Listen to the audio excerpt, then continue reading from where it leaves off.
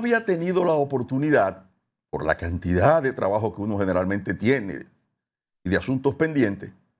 Uno va, por ejemplo, en el caso de lecturas, tiene que ir acumulando artículos y libros y cosas hasta tener el momento en poder leerlo con calma. Eso me pasó con el discurso de Leonel Fernández, no discurso, sino el análisis que él hace semanalmente en el Listín Diario, Observatorio Global, lo llama, donde él hace una crítica al discurso del presidente Abinader el 27 de febrero.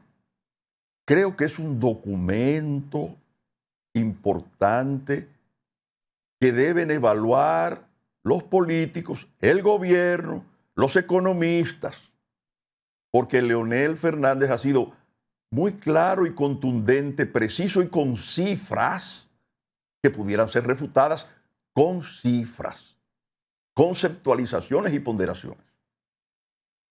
Porque Leonel señala, hace señalamientos muy contundentes como que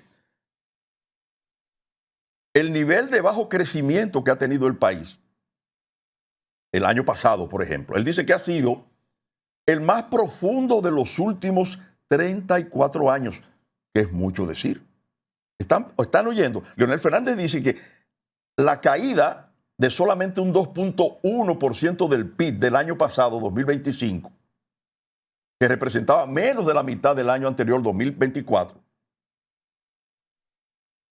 es el más bajo crecimiento, el más profundo de los últimos 34 años. Dice que lamentablemente el presidente en su discurso no dijo eso, prefirió guardar silencio y atribuir esa caída a factores externos. Y él dice, no es verdad que eso se debió a factores externos, y lo explica. Dice todo lo contrario.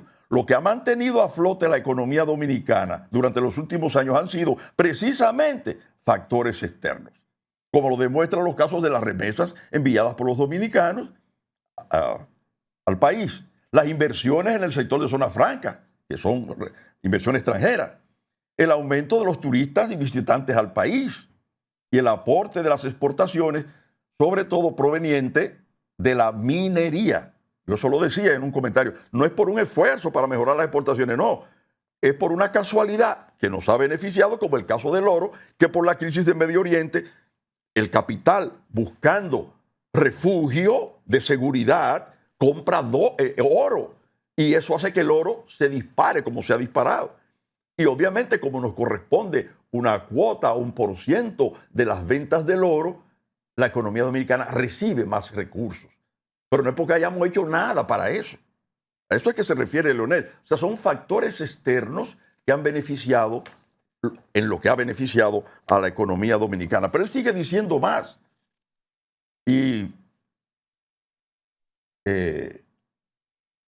habla de la desaceleración o fase de desaceleración en la que ha entrado la economía del país. Él habla de un desplome económico. El caso más crítico, dice, ha sido el de la construcción, que tuvo una caída de menos 1.8 del PIB, pero ya desde el 24 mostraba una tendencia hacia el debilitamiento, cuando solo pudo lograr un escaso nivel de 2.1%. Él dice, ¿qué está ocurriendo en el sector de la construcción, que suele ser uno de los motores más dinámicos e importantes del crecimiento de nuestra economía? Y dice, o sea, para que haya tenido tan pobre crecimiento durante la actual gestión de gobierno. Y él dice que la respuesta se encuentra en primer lugar en la alta ineficiencia de las actuales autoridades gubernamentales. En el ámbito privado, todas las áreas vinculadas a este sector, al sector de la construcción, han hecho saber en múltiples ocasiones que la lentitud en el otorgamiento de los permisos para el inicio de las construcciones se ha convertido en una verdadera traba para que pueda recuperar su tradicional rol de locomotora del crecimiento económico nacional, la construcción. Y eso es verdad. Yo he hablado de esto aquí y en la prensa está todos los días una demanda en este sentido. Dice, pero también ocurre igual en el sector público, debido a que la política del gasto ha estado orientada hacia la consolidación de un clientelismo electoral, con el incremento incesante del gasto corriente. Esto ha generado que esta gestión del PRM, con su escasa inversión de solo 2.2 del PIB promedio en infraestructura, haya sido la que menos atención haya prestado al sector en los últimos 70 años. Y eso es verdad, eso lo decía Magín Díaz, actual ministro de Hacienda. Yo lo he repetido aquí en múltiples oportunidades. Los datos están ahí. Luego habla de la manufactura, el comercio, habla del desplome de los servicios de energía y agua, de los apagones, en fin. Entonces yo entiendo, esto es fuera de la crisis del petróleo de ahora. O sea, cuando Leonel escribió esto, analizando el discurso presidencial, no estaba sobre la mesa la magnitud que tiene ahora esta crisis del petróleo que se ha dimensionado, sobre todo con el bombardeo a infraestructuras petroleras. Ya lo expliqué en el primer comentario. Que no solamente es una crisis que puede pasar dentro de un par de semanas, bueno, ya el asunto, el mercado vuelve a su normalidad poco a poco, como ha ocurrido en la mayoría de las oportunidades. Ahora eso quizás va a depender hasta dónde dure la guerra, pero va a depender del daño que finalmente se termine de hacer a la infraestructura productiva, porque va a haber escasez, que es peor. Dificultad para conseguirlo y escasez. Hay que pensar en el precio que pudiera alcanzar el barril del petróleo. Ahí es donde está el problema.